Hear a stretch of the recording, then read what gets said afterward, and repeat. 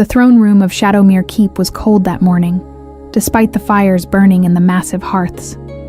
Arya stood in line with dozens of other petitioners, waiting for her turn to speak to the king. Her legs trembled beneath her, exhaustion making it hard to stand. She hadn't eaten in 2 days. Her uncle made sure of that, punishment for burning the morning porridge. The bruises hidden beneath her long sleeves throbbed with each heartbeat. Fresh ones from last night layered over older marks that had barely begun to fade. Her ribs ached where he'd kicked her, and she was fairly certain at least one was cracked. But she couldn't show weakness. Not here. Not in front of all these people. If she could just reach the king, just get a moment to speak with him, maybe he would grant her petition. Maybe he would let her leave her uncle's household. Let her take the small inheritance her parents had left her and start over somewhere far away. It was a desperate hope, but it was all she had left. The line moved forward slowly. Each petitioner approached the dais where King Caspian Nightborn sat, his massive frame draped in furs despite the warmth of the fires. He was legendary throughout the northern territories, a Lycan king known for his fairness, but also for his fearsome temper. They said his wolf was barely contained, that his eyes would flash silver when angered, that he'd once torn apart 3 men who'd attacked a child in his territory. Arya hoped the stories about his protection of the innocent were true. She was running out of options. "Next," called the steward. The woman in front of Arya approached the throne. Arya swayed slightly, black spots dancing at the edges of her vision. Just a little longer. Just hold on a little longer. The room tilted. No. Not now. Please, not now. But her body had reached its limit. Malnutrition, exhaustion, pain, and fear combined into a perfect storm. The last thing Arya heard was someone shouting as the floor rushed up to meet her. She never felt the impact. Caspian had been listening to a merchant complain about trade tariffs, his attention only half engaged, when movement in the petitioner's line caught his eye. A young woman, thin to the point of emaciation, pale as snow, was swaying on her feet. He was moving before conscious thought, his Lycan speed carrying him across the throne room in a blur. He caught her just before she hit the stone floor, his arms wrapping around her fragile form. "Someone get the healer!" he barked, but his attention was already fixed on the woman in his arms. She was so light, so breakable. He could feel every bone through the thin fabric of her dress. When had she last eaten a proper meal? Her face was gaunt, dark circles under her closed eyes, lips cracked and pale. As he adjusted his hold to lift her more securely, her sleeve slid up her arm. What Caspian saw made his blood turn to ice, then immediately to fire. Bruises. Dark, angry bruises in the clear shape of fingers, as if someone had grabbed her arm with brutal force. But it wasn't just one set of marks. As her sleeve fell further back, he saw layers of bruising, some fresh and purple-black, others yellowing and green, fading remnants of previous violence. And there, along her wrist, unmistakable burn marks. Circular, precise, cigarette burns. A low growl built in Caspian's chest, the sound more animal than human. His wolf surged forward, demanding blood, demanding vengeance for this broken woman in his arms. His eyes flashed silver as he struggled for control. "Your Majesty?" The steward approached cautiously, clearly sensing the king's fury. "Who brought this woman here?" Caspian's voice was barely human, roughened by the wolf pressing against his control. "Who is responsible for her?" I believe she came alone, Your Majesty. There was no escort listed. Alone. She'd come alone in this condition, desperate enough to face the king without support or sponsorship. What had driven her to such extremes? Helena, the castle's healer, arrived at a run, her bag of supplies clutched in her gnarled hands. She took one look at the unconscious woman, and her expression hardened. "Throne room's not the place for this. We need to get her to the healing chambers. Helena's eyes met Caspian's, and she saw the barely leashed rage there. "Carefully, Your Majesty. She's in bad shape." Caspian carried the woman himself, ignoring protocol, ignoring the shocked whispers that followed him through the halls. His wolf demanded he keep her close, protect her, destroy whoever had done this to her. In the healing chambers, he laid her gently on the bed. Helena immediately began her examination, carefully cutting away the woman's sleeves to better assess the damage. What they revealed made Caspian's control snap. Both arms were covered in bruises, some old, some fresh. Burns dotted her wrists and forearms. When Helena carefully loosened the woman's bodice to check her ribs, they found more bruises blooming across her torso, ugly marks that spoke of kicks and punches. 3 ribs were cracked, maybe 4. "Goddess above," Helena breathed. "This is systematic, long-term abuse, not a single incident." Caspian's hands clenched into fists, claws extending before he could stop them. The rage was overwhelming, his wolf howling for the blood of whoever had done this. The temperature in the room seemed to drop as his power filled the space, ancient and terrible. "Find out who she is," he said, his voice barely more than a growl. "Find out who did this to her. Now." Marcus, his captain of the guard who'd followed them, bowed quickly and left. Helena worked in silence, treating the worst of the wounds, bandaging the burns, wrapping the cracked ribs. The woman, whoever she was, didn't even stir. Exhaustion had claimed her completely. "Malnutrition, dehydration, and these injuries," Helena said quietly. "She's been starved and beaten regularly. This wasn't an accident or a single argument. Someone's been torturing this girl. How long until she wakes? Could be hours, could be a full day. Her body needs rest desperately." Helena looked at her king with concern. "You need to control yourself, Caspian. Your wolf is too close to the surface. I can feel your power from here. Someone tortured her." The words came out flat, dead. "In my territory, under my protection, and I didn't know. I didn't stop it. You can't protect everyone from everything. You're not omniscient. I should have been. She came to me for help, and she was so desperate, so broken. She collapsed before she could even speak." Caspian forced his claws to retract, forced his breathing to slow. But the rage remained, simmering just below the surface. "When she wakes, I want to know everything. And I want whoever did this brought before me in chains." Marcus returned within the hour. "Her name is Arya Thornwood. She's 19 years old. She's been living with her uncle, Aldrich Thornwood, since her parents died in a carriage accident 2 years ago. He's a merchant in the lower city. Bring him here, now, in chains if necessary." "Your Majesty, we have no proof. Look at her." Caspian's voice echoed through the chamber. "Look at what's been done to her. You think those injuries appeared by magic? Bring him here, or I'll go get him myself, and I promise you, if I have to do that, he won't arrive alive." Marcus knew better than to argue, when his king's eyes glowed silver. He bowed and left quickly. Caspian sat beside the bed, watching the young woman's shallow breathing. Arya. Her name was Arya. She looked so fragile lying there, bandaged and broken. Something in his chest ached when he looked at her. Something beyond rage, beyond fury. A protective instinct so fierce it bordered on possessive. His wolf recognized her as someone who needed protecting, someone who belonged under his care, someone who was his to defend. But it was more than that. Even unconscious and battered, there was something about her that called to him, a rightness he couldn't explain. Hours passed. Caspian refused to leave, ignoring his advisors, his responsibilities, everything but the woman in the bed.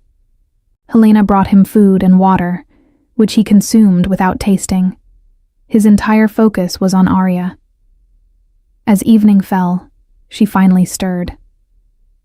A small sound of pain escaped her lips, and her eyes fluttered open. They were a deep brown, large and haunting in her thin face.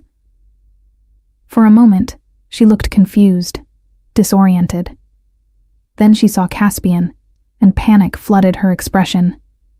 She tried to sit up, gasped at the pain from her ribs, and fell back against the pillows. "Easy," Caspian said, keeping his voice gentle despite the fury still simmering inside him. "You're safe. You're in the castle healing chambers. You fainted in the throne room." "The throne room," Arya whispered, memory clearly returning. "My petition. I needed to—" She tried to sit up again, and Caspian carefully placed a hand on her shoulder to stop her. "Your petition can wait. You need rest and healing." He pulled back, not wanting to frighten her with his proximity. "What's your name? I know you're Arya Thornwood, but I'd like to hear it from you." "Arya." Her voice was hoarse from disuse. "Just Arya. I'm sorry, Your Majesty. I didn't mean to cause a scene. I haven't eaten in a few days, and I was so nervous, and—" "Haven't eaten in a few days?" The growl was back in his voice, and Arya flinched. Caspian forced himself to soften his tone. "Why haven't you eaten?" I burned breakfast. My uncle doesn't allow me to eat when I ruin food. It wastes resources," he says. "Your uncle." Caspian's hands clenched again. Aldrich Thornwood.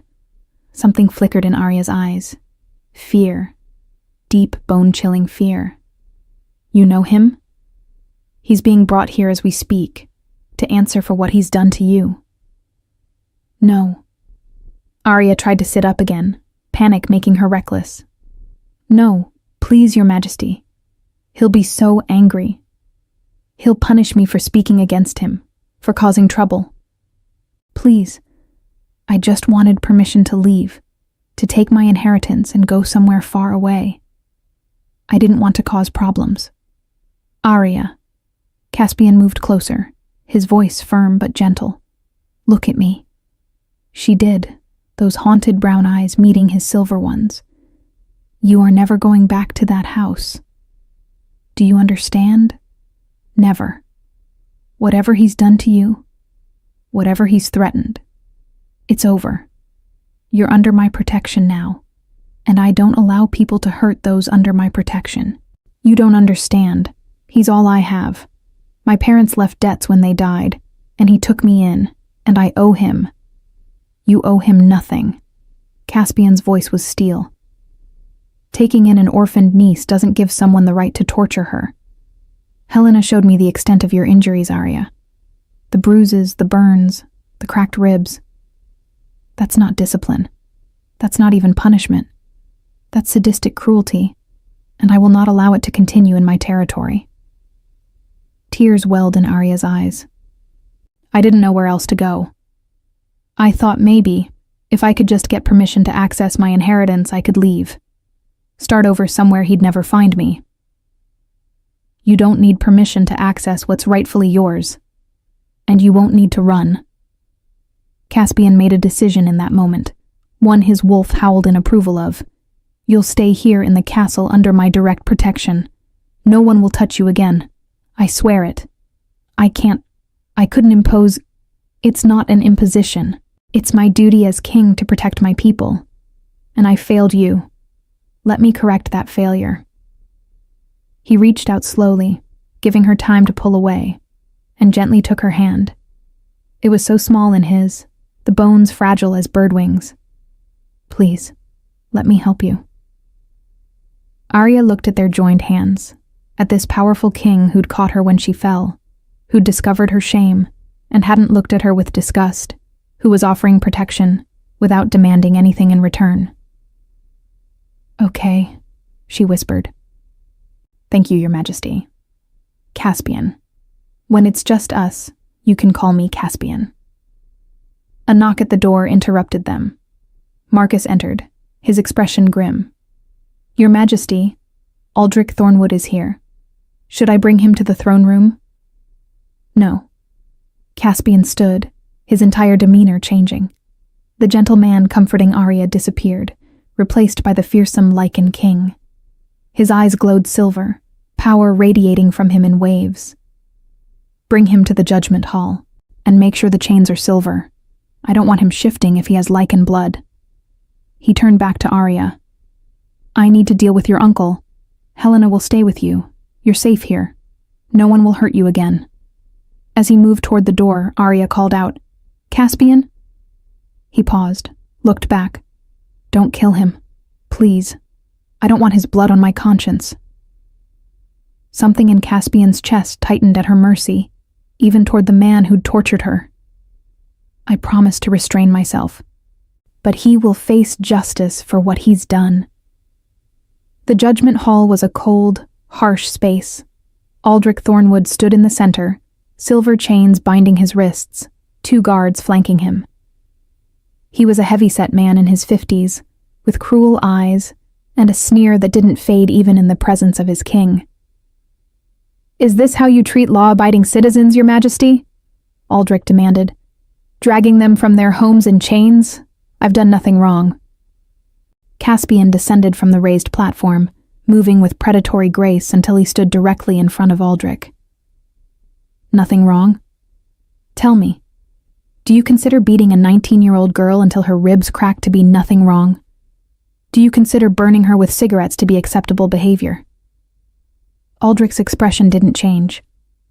I don't know what lies my ungrateful niece has been spreading, but whatever injuries she has are her own fault. The girl is clumsy and disobedient. I've had to discipline her, yes, but within my rights as her guardian. Discipline. The word came out as a snarl. Caspian's control was fraying, his wolf pushing harder against the surface. You starved her, beat her, burned her. That's not discipline, Aldrich. That's torture. She's my ward. I have the legal right. You have no rights over her, not anymore. Caspian's voice dropped to a deadly whisper. Do you know what I am, Aldrich? What my wolf is capable of? For the first time, uncertainty flickered in Aldrich's eyes. I am barely holding my wolf back right now. It wants to tear you apart for what you've done. It's taking every ounce of control I have not to let it. Caspian leaned closer, his eyes burning silver. Give me one reason why I shouldn't. One reason why I should let a man who tortures children continue to breathe. I have rights. There are laws, and you broke them. Abuse of a ward is a crime in the Northern Territories. Torture is a capital offense. You've committed both, repeatedly, for 2 years. Caspian straightened, his voice carrying through the hall. Aldrich Thornwood, you are hereby stripped of guardianship over Arya Thornwood. You are also stripped of any claim to her inheritance or assets. Furthermore, you are sentenced to 10 years in the dungeons, to be served in silver chains so you cannot shift, cannot heal quickly, cannot escape the consequences of your actions. 10 years? For disciplining my own ward? This is outrageous. Be grateful I promised her I wouldn't kill you, because make no mistake, if not for her mercy, you'd be dead already. Caspian nodded to the guards. Take him away. I don't want to see his face again. As Aldrich was dragged from the hall, still shouting about injustice and his rights, Caspian felt some of the rage drain away. Justice had been served, if inadequately. The man deserved death for what he'd done. But Arya had asked for mercy, and he would honor that request. When he returned to the healing chambers, he found Arya asleep again, Helena watching over her. How is she? He asked quietly. Physically, she'll heal. The ribs will take time, but she's young and resilient. Emotionally? Helena shook her head. That will take much longer. She's been traumatized, Your Majesty. Broken in ways that don't show on the body. I'll make sure she has everything she needs to heal, both physically and emotionally. Why? Helena asked bluntly. You've shown more personal interest in this girl than any petitioner in years. Why does she matter so much to you?" Caspian looked at Arya's sleeping form, at the bandages covering her arms, at the fragility of her in the large bed. "I don't know. Something about her. When I caught her, when I saw what had been done to her, my wolf nearly broke free. It recognized her as someone who needs protection, someone who deserves it. Just protection? What else would it be?" Helena gave him a knowing look, but didn't answer. Over the next few weeks, Arya slowly recovered. Caspian had her moved to a suite near his own chambers, comfortable rooms that had once belonged to his sister before she'd mated and moved to the Eastern Territories. He visited every day, bringing her meals personally, making sure she ate, talking with her about everything and nothing. She was witty, he discovered, with a sharp intelligence hidden beneath years of abuse. She loved books and had taught herself to read from her father's old merchant ledgers. She had a gift for numbers and strategy, often solving problems he presented to her with elegant solutions he hadn't considered. And slowly, so slowly he almost didn't notice, she began to smile. Not often, and never without a hint of hesitation. But the smiles were real. One evening, about a month after she'd fainted in his throne room, Caspian found her on the balcony of her suite, looking out over the city.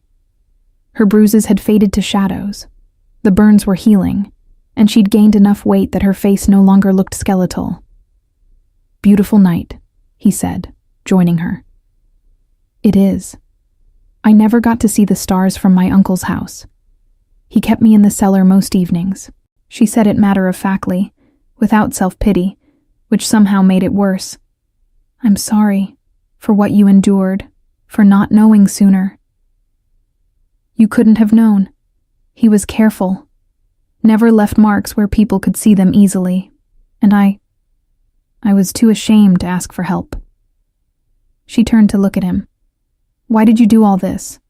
The room, the care, the daily visits. I'm no one, Caspian. Just another orphan who got unlucky." "You're not no one. You're brave and strong, and you survived hell with your kindness intact. You asked me not to kill the man who tortured you. Do you know how extraordinary that is? I just didn't want to be responsible for someone's death.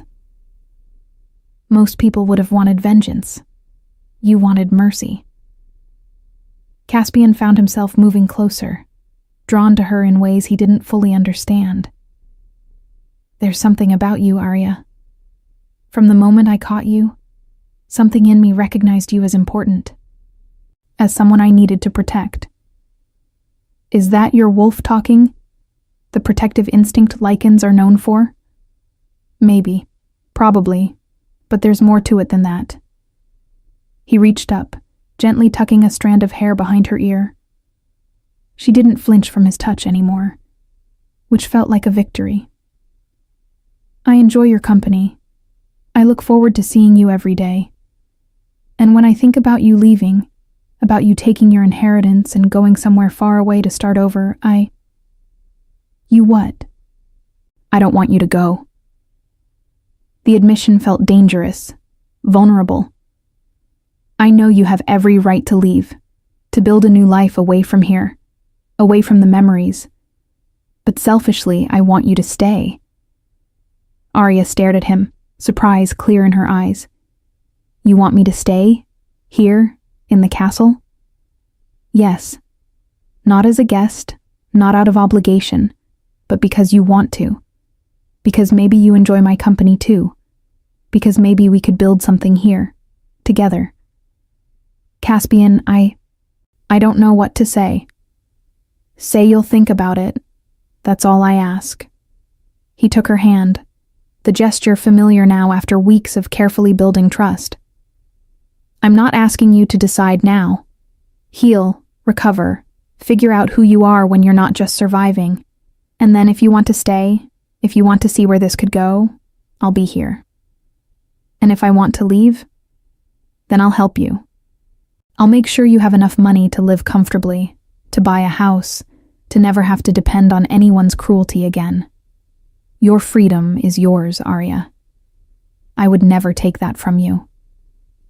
She squeezed his hand, tears glistening in her eyes. "No one's ever given me a choice before. Real choice, I mean. It's always been do this, or face the consequences. Then I'm glad to be the first. You deserve choices, Arya. You deserve freedom and safety and happiness. Whatever you decide, I'll support it." That night, lying in her comfortable bed in her safe room, Arya thought about choices. For 2 years, she'd had none. Every day had been about survival, about enduring, about making herself small enough to avoid her uncle's wrath. But now she had choices. She could leave, start fresh somewhere new.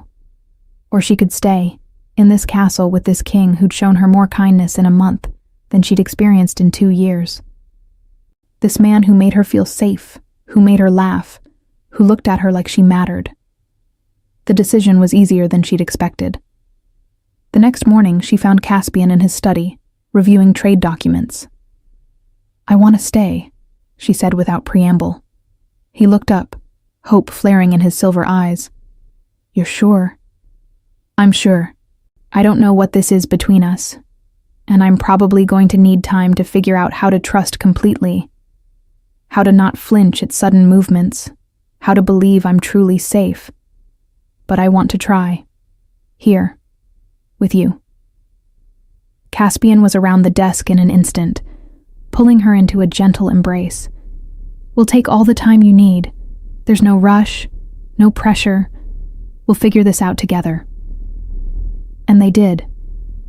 Over the months that followed, Arya continued to heal, both physically and emotionally. She began working with the castle's steward, her gift for numbers making her invaluable in managing accounts and trade negotiations.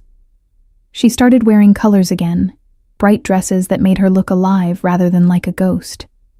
She laughed more, smiled more, became more herself, and her relationship with Caspian deepened. He courted her properly, with flowers and small gifts and long walks through the castle gardens. He introduced her to his council, who accepted her with varying degrees of warmth. He taught her about lichen culture, about pack bonds and wolf nature, about the responsibilities of leadership. 6 months after she'd fainted in his throne room, Caspian took her back to the balcony where they'd had their first real conversation about staying. "I have something to ask you," he said, his usual confidence replaced by nervous energy. "What is it?" "These past months with you have been the happiest of my life. You challenge me, make me laugh, make me want to be better. You survived hell and came out the other side still kind, still brave, still beautiful in every way that matters." He took her hands in his. "Arya Thornwood, would you consider being my queen? Not because you owe me anything, not because you feel obligated, but because you want to. Because maybe you love me the way I love you." Arya felt tears streaming down her face, but for once, they were happy tears. "You love me?" "Desperately, completely. From the moment I caught you, I think some part of me knew you were meant to be mine. Not as property, not as possession, but as partner, as equal, as mate, if you'll have me. Mate, like the lichen bond. My wolf recognized you that first day. It's why the rage was so overwhelming when I saw your injuries, why I've been so protective. You're my mate, Arya. The one person in all the world meant for me. But the bond only matters if you want it too, if you choose it freely." Arya thought about the girl she'd been 6 months ago, broken and desperate, collapsing in a throne room because she had nowhere else to turn.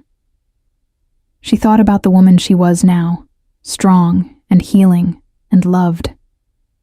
She thought about Caspian, who'd given her safety and freedom and choice. "Yes," she said. "Yes, I'll be your queen, your mate, your partner. I choose you, Caspian. I choose this life. I choose us." His kiss was gentle, reverent, full of promise. And Arya finally understood what it felt like to be truly safe, truly cherished, truly free. The wedding took place 3 months later, a grand celebration that brought people from across the northern territories. Arya walked down the aisle in a silver gown, her head held high, no longer the broken girl who'd fainted before the king, but a woman who'd survived and thrived and found her strength. When Caspian took her hands and spoke his vows, when the pack bond settled into place and she felt the mate connection snap fully into being, warm and right and perfect, Arya knew she'd made the right choice. "I love you," Caspian whispered, for her ears only. "My brave, beautiful mate." "I love you too," she whispered back. "My protector, my partner, my choice." And in a castle that had once been a fortress against the world, they built a home filled with love and laughter and healing, proof that even from the darkest circumstances, from moments of desperation and pain, something beautiful could grow.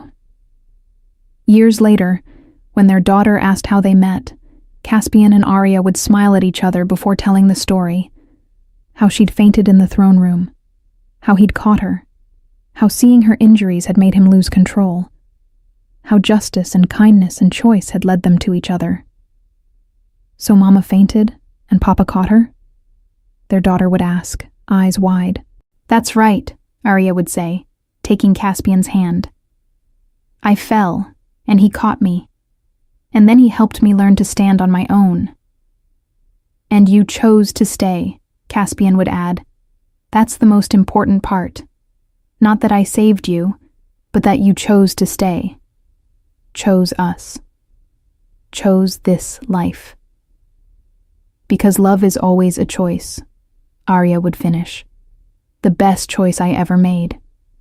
And their daughter, safe and loved and cherished, would understand that sometimes the worst moments of our lives lead us exactly where we need to be. That from pain can come healing, from desperation can come hope, and from a single moment of falling can come a lifetime of being caught.